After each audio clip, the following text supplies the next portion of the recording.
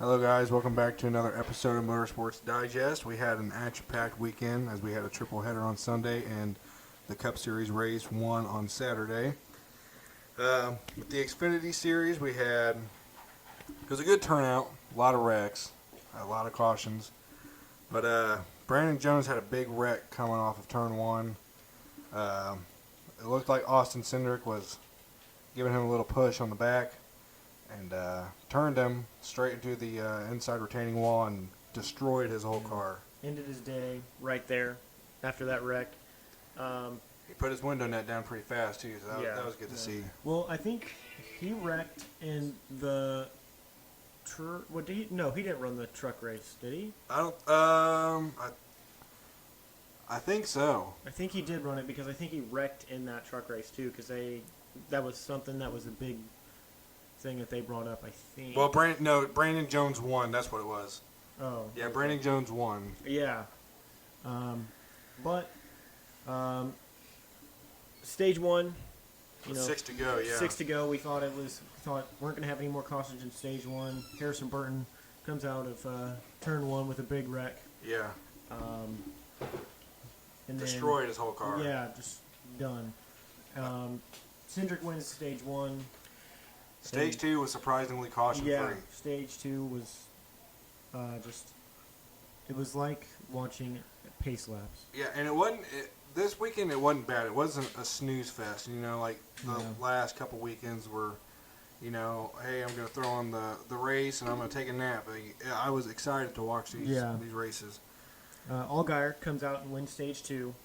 Like I said, it was a smooth stage two. Yeah.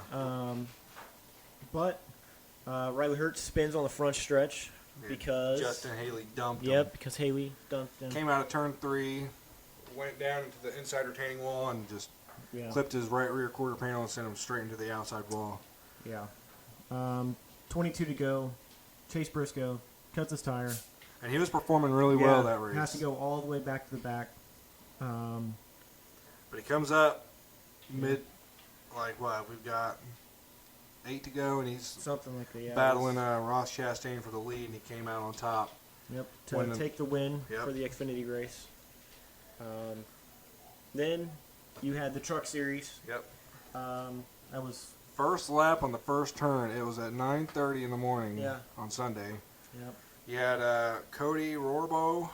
He kind of got down into Austin Wayne's self by his left quarter panel and shot up the racetrack, taking out Matt Crafton and himself. So I don't know if you saw the video, but his crew chief, as soon as he wrecked, got up and straight just left. Took off. Yeah, he was pissed. Yeah, I mean, he probably got up at 5 a.m. to get to the track. Yeah, because Tim Beans, he was participating in that race. Yeah. And good old Ciccarelli was actually in the race. Ciccarelli, yeah. He ran the race. Yeah. I think it was Tim Beans, he was part of CMI as well. So, but on lap 6, there was a big wreck. We had the number 4 Lassard and Austin Wayne Self going through the tunnel turn. They destroyed each other. Yeah. Hard wreck. Big impacts, but glad nobody got hurt. Lassard was coming down onto the apron of the track and was mowing the grass with a splitter. Yeah, and shot himself into Austin Wayne Self, destroying both rides. It was sad. Yeah. Stage 1, 4 to go. You had Ty Majeski get turned by the number 98 before going into turn 1. Heavy impact, really hurting that truck. Austin Hill had an awesome battle for first against who do you remember who he had that? Who was it? I don't remember. Do you? I think it was Austin Hill and Sheldon Creed. They were battling. So, but they won, or Sheldon Creed won stage 2. And then Austin Hill won the first stage. Yes.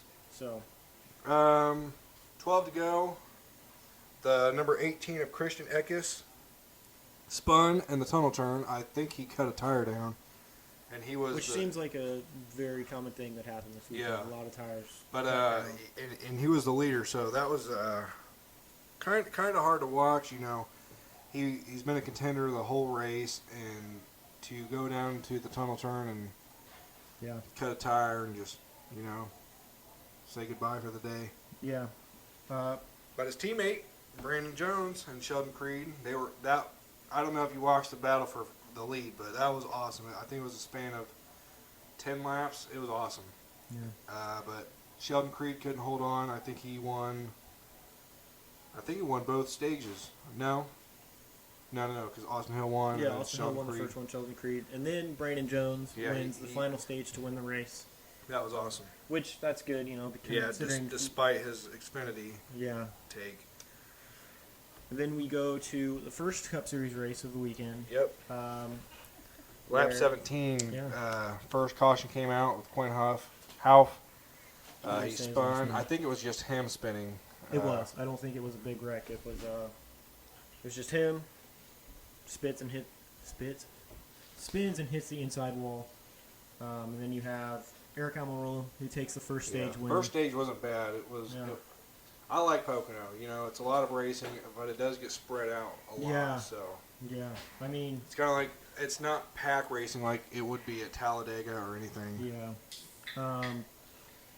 I mean, it was a great first race. Other than the red flags, the The rain, which this season's just been full of. Every track we've Yeah. had a delay or Yeah, some. it's always something form, going on. Yeah. Well, I think it was the first race of the weekend for the Cup Series where you had Eric Jones, was it Almirola? You had all 4 of the JGR up there in the top 20, Yep. and 3 of them being first, second, and third. But it all had to come to an end.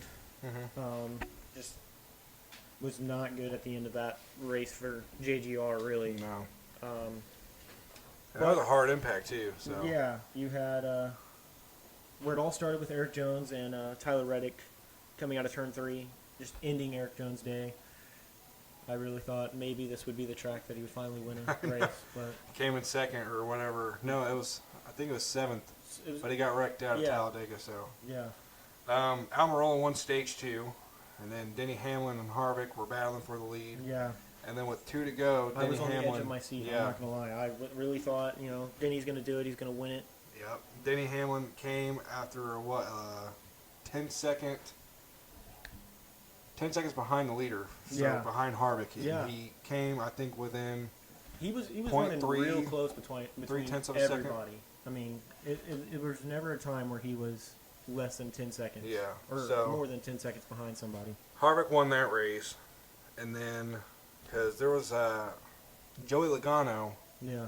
he destroyed his car. So the first race was your primary car for the second race that following day, and if you had anything wrong, you had to either go to your backup car and scavenge for parts, or Yeah. you're pretty much screwed. Following that, we have Cup Series race number 2. To end the weekend, you had Stage 1 with lap 15, McDowell spins and destroys his car. He yeah, came out into the tunnel turn, just went in ending his backwards. day. Yeah, Super. he hit the wall so hard it blew his engine. Oh shit! Did it really? Yeah, Wow. there was a whole bunch of fluid all over the track. I'm trying to put it in on his Instagram. he Yeah, there's put a video yeah. also of them cleaning off all the. Yeah, fluid off it the was a track. hard hit too. Kurt Busch won stage number 1. I can't be mad about that. I mean, No, I'm just he glad he that deserves Bush it. Boy is taking some stage wins there, unlike Kyle. But Yeah, which that also he deserves it. He yeah. runs really hard, Kurt- and especially for I would Chicken love to Nasty see racing. Kurt Busch win at least one race Absolutely. soon. You had Christopher Bell pound the wall Yeah. in stage 2 with the back of his car. So Yeah, he backed that's it in as done. well. 10 to go on stage number 2. We Yeah. had Kyle Busch hit the wall, ending his day. I'm not gonna say it looked like he got dumped, but I think he got dumped. He was sitting in the car while the cars were passing by, Yeah. and he threw something out of his car. I don't know if it was gloves or a water bottle, but he was pissed. Well, it's Kyle Busch. He's pissed if he doesn't. Yeah, he's win, got to throw a so- fit about something. So while he's getting his, post-crash interview, he's asked a question, and he was like, "So how do you feel?" And he was like, "It doesn't matter. Who cares, anyways?" So. Well, it's Kyle Busch. He Yeah.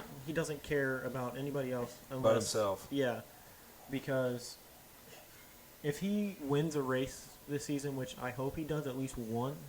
Yeah, he's the only JGR car without a win. Yeah, because technically Eric Jones has one, but it's going to be that's the only thing you're going to hear for a while is if Kyle Busch even wins a race this season.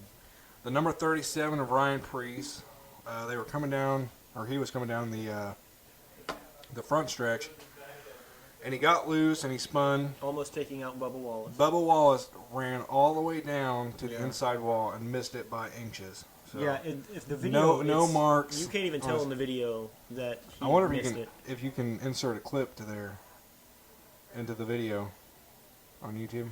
Probably, but yeah, it's, if you don't know what we're talking about, you just look up the highlights for that race. That was definitely a pucker moment. Yeah, I thought because I saw the video and it looked like he hit Bubba Wallace, but he didn't. Yeah, I mean, it was very, very close. Super small. I mean, you could probably put a penny in there Right. and it would be held up by the cars. Keselowski came around to win stage 2, and then from stage 3 was totally caution free, and then Something like. I mean, it was. Denny Hamlin won the race, sadly. Yeah. But Hey, you know what? I can't be mad because of JJ. he was really fast yesterday. I'm just so glad that he definitely had a Stuart car. Haas didn't win all 3 of the races from Xfinity all the way to. And Almirola had a really good car too. So. Yeah. Other news. Moving on, we've got IndyCar on July 4th weekend. They were running the GMR Grand Prix at IMS, and then we've got the Pennzoil 150. So the Xfinity Series is going to run the road course for the first time in history. Yeah. And the Cup Series is going to do the Brickyard on Sunday, July 5th. With no fans, unfortunately. Yeah, no fans. IMS is running the 500 at 50% capacity.